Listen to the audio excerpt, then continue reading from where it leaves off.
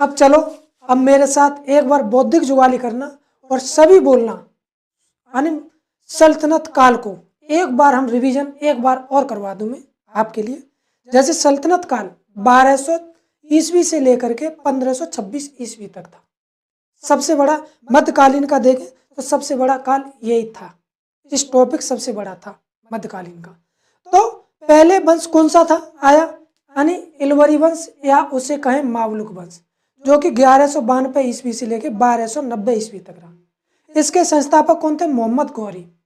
उसके बाद इसका दास प्रशासनिक जो भारत का देखा था उसने कुतुबुद्दीन ऐबक, इल्तुतमिश, रजिया सुल्तान, बलबन, कैकुबाद, बहुत सारे शासक थे इसमें इलवरी वंश में। उसके बाद जिसने खिलजी वंश की स्थापना करी वो जलालुद्दीन खिलजी।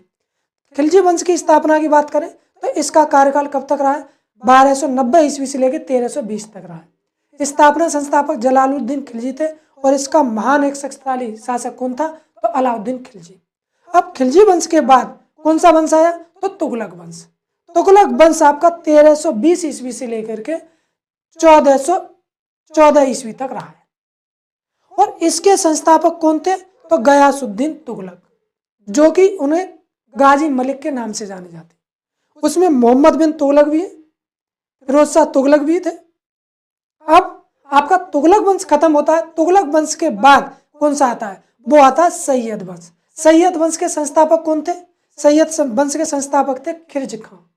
सैयद वंश का कार्यकाल देखें तो कब तक कहां तक रहा है, तो ये 1414 ईस्वी से लेकर 1451 ईस्वी तक। और इसके महान शासक की बात करें तो मुबारक शाह, और अंतिम शासक की बात करें आलम शाह। ओके, अब इसके बाद सैयद वंश के बाद आपका आया बहलोल लोधी, यानी लोधी वंश।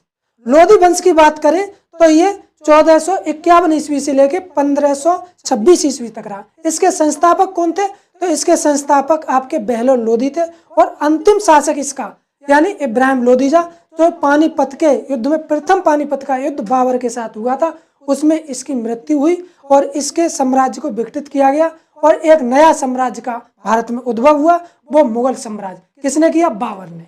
ऐसे मालूम होना चाहिए। जय हिंद, जय भारत।